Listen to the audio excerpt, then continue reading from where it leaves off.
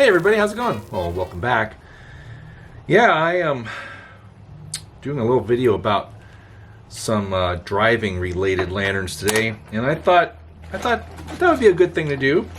Haven't covered that before, at least not for a while, so I know there's some new subscribers out there that probably would like to know something about driving lanterns. Yeah, I'm still prepping the stage, if you will, so just sit back and enjoy while we prepare for this video. Yeah, so right now it's actually pretty chilly for California, that is. It's only in the 50s, so it's a little brisk out here in the old time cave, but we'll get some lanterns lit soon and we'll burn them and get ready to go. How you guys been? Yeah, good, I hope. Yeah, so this is going to be a kind of a special video. It's actually Tuesday today, and I have an appointment with my tax accountant on Thursday. So yeah, this is going to be your Thursday content, but yeah, you'll be seeing it Thursday, but you will, I will be filming it today instead of on the day of. Lately, with the you know, the production value I strive for, you know, it's it usually comes out Friday depending on how much time I have on any given Thursday. But anyways, we're still going along, still making content here and trying to provide all of you with some fun lantern related antique content. Yeah, can you believe I've been doing this since 2019? Kind of hard to believe. 6 years? It's a little scary. You know, I know there's other people out there that have been contributing to YouTube a lot longer than me. You know, there's not so long, but you know, that's just the way it is with life on social media and whatnot. That smells nice. Okay, we're going to do another autumn evening. I know it's not autumn and, you know, all that, but I'll tell you what. If I don't enjoy this within a certain amount of time, it gets dried out, and then it's no longer fun. It's no longer tasty. It's no longer the right moistness or whatever, the right condition to smoke. Now you can reconstitute pipe tobacco now. Some people are like, well, it's stale now, it's trash. No, don't throw it away. No, don't throw that away. Just get some distilled water and some paper towels, okay, or a little sponge or something. But many people have reconstituted pipe tobacco, and it's still fine. So what you want to do is either take a paper towel and make a little square, right, and soak it in distilled water and put it in the tin. And over the course of several days, it will evaporate from the paper towel and go into your tobacco. Now, as long as it's sealed properly, it will do it, and it will work. Or you can even dump your tobacco into a stainless bowl and mix it, spray it with a spray bottle with distilled water and let it mix, and then let it air out into the desired dampness or moisture. That's one way of doing it. This is true. So don't throw away your stale pipe tobacco. It can be reconstituted. And let's also bring to mention, now this is the only segment of pipe talk, so all you lanterners that don't care will be glad it's over, but you might also learn something too. Anyway, but if it dries out again, you can reconstitute it.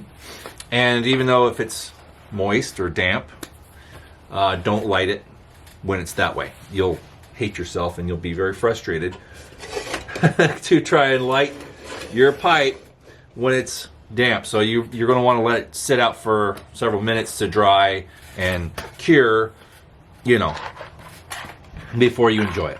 That's just the way it is. You can't burn damp things. It's true. All right, well, let's get these two going here.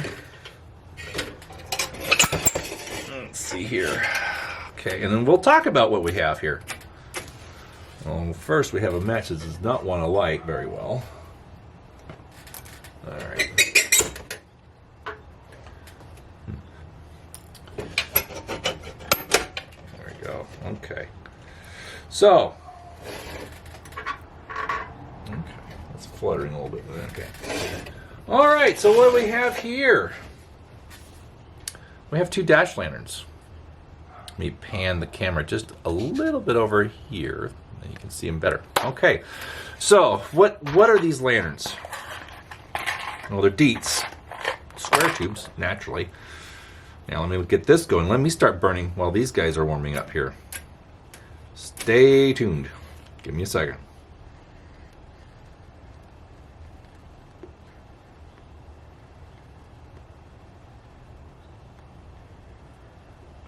There we go.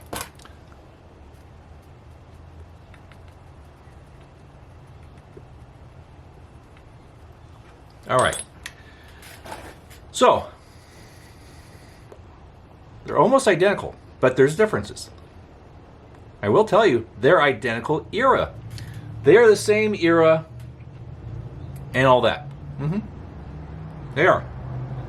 Well, why is one different than the other? Well, Deetz offered many different options to wagons, people who needed to drive at night. Most farmers didn't drive at night. Most people didn't drive at night unless they were coming back from some function, or they had, where a doctor had a house call or something like that. Nighttime driving wasn't really all that common, to my understanding. It wasn't. Nighttime, a lot of people would retire.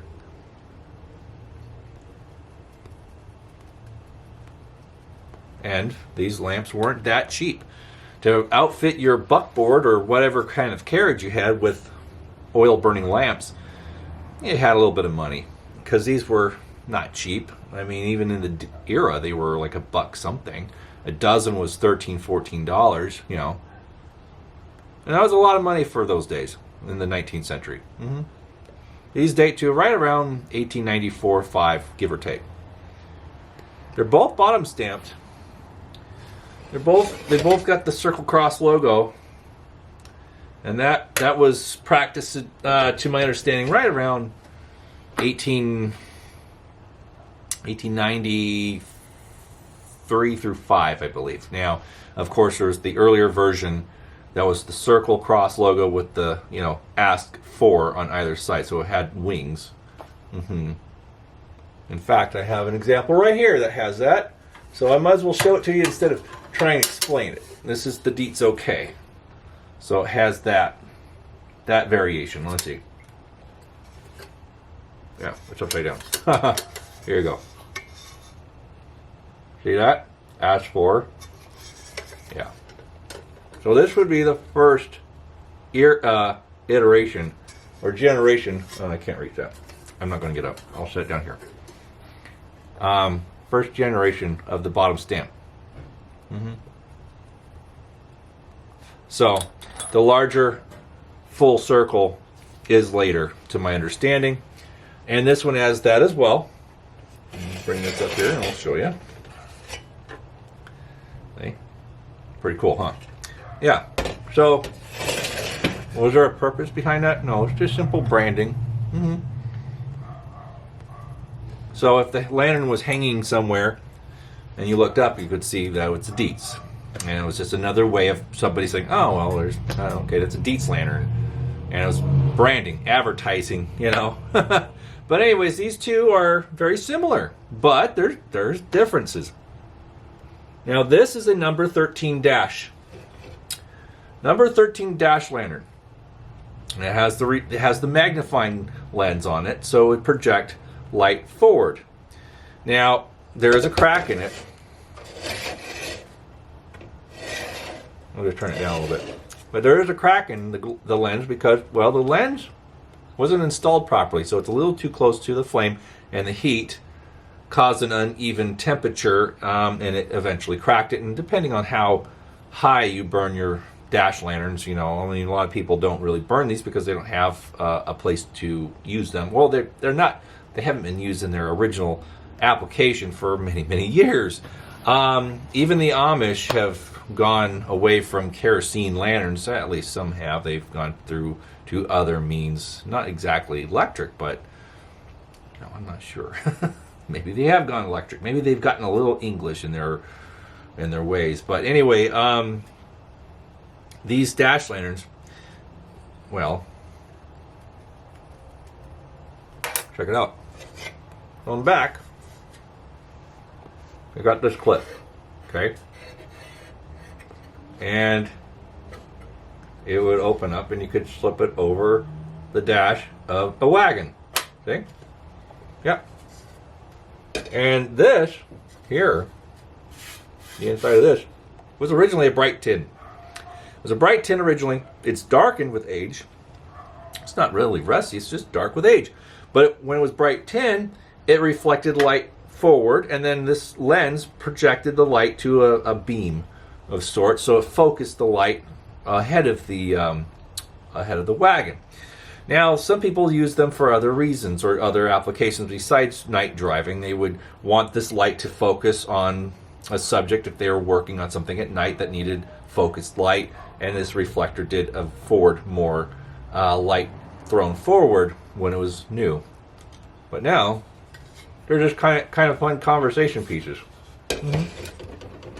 Yeah, and this was the less expensive night driving lantern in the 19th century, later part of the 19th century. We're talking 90s.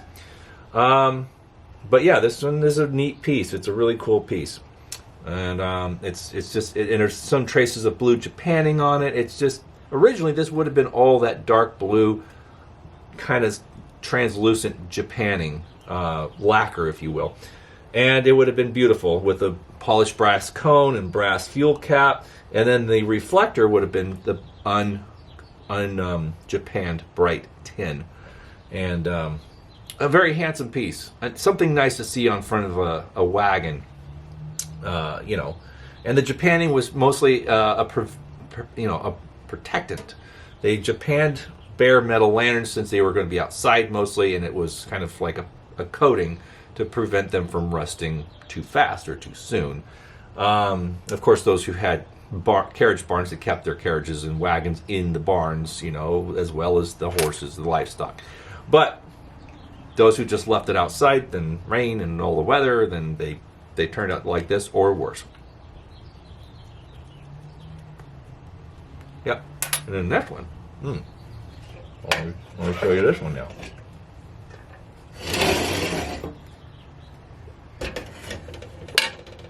This is a No.0 Reflector Tubular.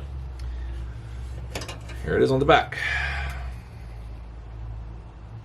See that? It has a clip too, for the same reasons. But this one has the mercury glass reflector, kind of like an Acme Inspector with the bonnet. So originally bright tin. I don't think this was ever Japan. There's no indication this was Japan. I think it came in Japan or tin. This one was obviously originally a tin one because it's just got a nice dark hardy patina over it, and it's never been cleaned to my understanding. It's all original. There's a few little dents, but you know, it's been used but not abused, I would say. Anyways, I've had this since 2020. This is a great piece. It's got a nice correct globe. And it's just a really nice early driving lamp. And this would be more expensive, and this would actually project light forward more so than the tin reflector on the No.13 Dash lantern. So the reflector, the No.0 Reflector Tubular, was definitely more substantial, more it's the more deluxe version, I guess you could say. And I've seen some photos from the era of these on wagons, and people use them also in different ways. I just bumped my OK down here. Big clumsy foot. Anyways, I've seen pictures.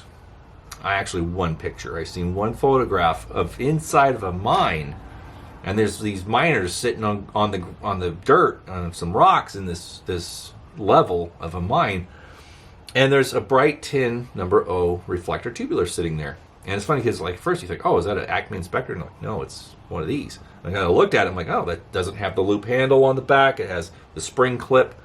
And yeah, pretty neat. Anyway, so now this thing wants to burn up one side. I think I need to adjust or fix the cone a little bit. But these brass taller cones, the reason why the cone and the burner have a taller stance or profile to it is because it wants to be more. They wanted it to be more in the center of the reflector, the glass reflector back there, so it would actually throw light forward properly. So yeah, but it's really hard to find these that are this complete. This one's all original. To my understanding, that's the original globe as well, and it's from the early to mid 90s. You know, it's 130 years old easily, and it's just a cool piece. Yeah. Now, since we don't use these on wagons now, I mean, would I put one on a wagon if I was given the chance? You know, to go driving out with a wagon team in the middle of nowhere and to see how well these worked? Yeah, that would be fun. That wouldn't be a bad thing. I would think I would enjoy that if I was given the opportunity, just to experience it and see how well they work. But the thing is, I got an idea how well they worked. During our, start of the month when we had those outrageous fires, and there was no power. Okay, this whole block, and in fact my entire neighborhood, most of Monrovia was in the dark. No power at all. No exterior lights, no house lights, nothing. So I could actually see the stars pretty well, and I think if I looked hard enough, I might have been able to see the Milky Way. It was really incredible to see that kind of lack of light pollution because of the power being out. Now, there was light pollution from the fire that was coming over from Eaton Canyon that was coming eastwards towards us. But aside from that, it was a very dark sky. It was. And I took my number 20 CT ham searchlight out, and I was walking through the alleyway and around my property to just let the dog do her business. And yeah, the wind was kind of strong, but that light was being thrown very well. Now it's even more so than this. The number 20 ham is the number 2 burner. It's a 7/8 wick. So it's a big cold blast. So cold blasts are a little brighter than hot blasts in general. So that thing was throwing a lot of light. A lot of light. So if you had one of those on your wagon, you'd definitely see pretty well. And a lot of those did come with a bullseye globe. So you would focus the light a little bit. I actually like to see the lens inside the globe, and it's a little better because if it's mounted to the exterior of the glass on the globe, those were more prone to cracking than not because of the weight and the stress on the globe that it was creating to have that thick piece of glass lens mounted in the glass. So those do crack, and it's best not to burn those at all if possible. Yeah.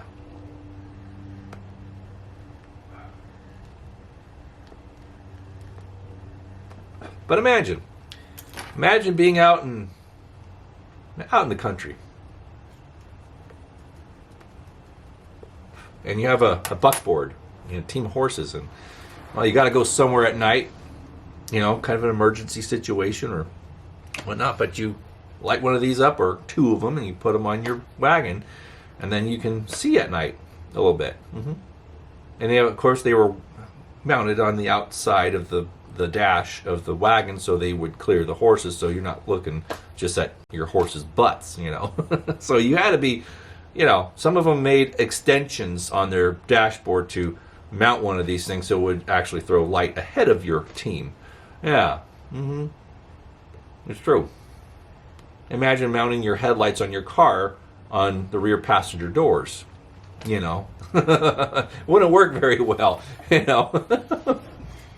especially on my car. The light would be blocked by the front fenders. And anyways, so it's fun to kind of think about the era in which these were used, and it's neat. It's neat to burn them and enjoy them just as atmosphere these days, but to think of them actually being used in the era of what they were designed to be used. Now, some people put these up online and they think they're railroad lanterns. Well, no, they're not. They're driving lamps for, wagons and carriages and whatnot. Now, Deetz did make carriage lanterns, and they were a little fancier because carriages were definitely a little more higher echelon. They're a little fancier, and they had different ones that were enclosed by the early 1900s. Mm-hmm. Very fancy. They could get very fancy. But yeah, buckboard, traditional old, farm wagons and stuff like that. And these are the ones that they were mostly intended for. But yeah, well, friends, I have a little bit of sad news. No, don't worry, it's nothing too sad. But I've been reducing things, as I've mentioned before. And, well, this old number 13 is going to a new home. I did find somebody who wanted it, and they gave me a fair price, and it will no longer be in the collection. So this is the number 13's last hurrah, last video. So I thought it would be a good video to make of these two, since they're the exact same era. They're the same generation. Mm-hmm. Someone's throwing down some massive beat. Yeah. You hear that? Yeah.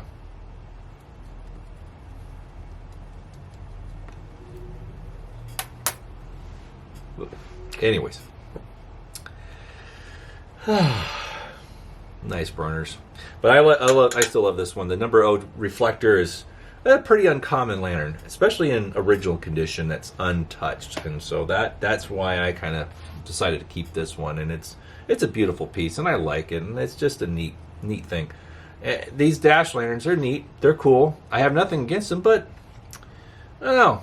I once I get one, I'm like, it's cool. I never burn it. I really don't. So it might as well be enjoyed by somebody else who's going to enjoy it.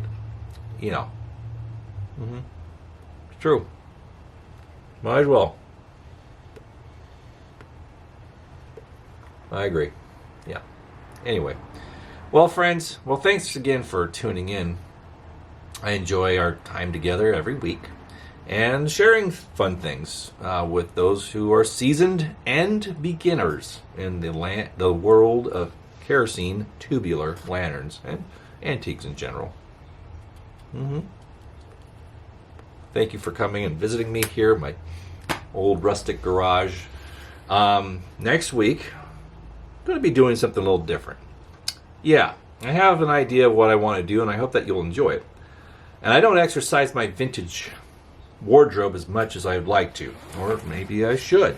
Now, when I was, when I was married and I had a separate channel, some of you know of it, I tried to get dressed up and, represent my vintage collection a little more on that channel. Since that was kind of the gimmick. We'd dress up together and go out in the antique car and do, film some stuff. But anyways, that time has passed. And if you still enjoy those videos, I'm not going to tell you not to, but just know that there's not going to be any new ones. No, there's no longer a Mrs. Smith. But you know what? It's okay. And I'm doing well. I'm enjoying my life. And I have a beautiful little Boston Terrier. And I have a beautiful antique car, and I have a lot of beautiful friends, and I have you guys. So, for now, we're good. Will there be another Mrs. Smith? Well, sure. Why not? I don't believe in not getting back on the old horse and giving it another try. Well, that actually sounds kind of bad if you think about it. Excuse me. I'm not one who takes defeat very easily. I'm not licked, we'll say. Okay? And if the opportunity presents itself, I'm open to it, for sure. So, thanks again, everybody. Keep on keeping on. Keep finding the fun stuff and getting the good deals. And, well, maybe I'll have something else to sell out here in the near future. I am trying to reduce my collection to a degree. I want a very concise and dedicated little collection. So we'll see what happens. Anyways, friends, take care, and we'll see you again in a week's time. All right. Bye-bye.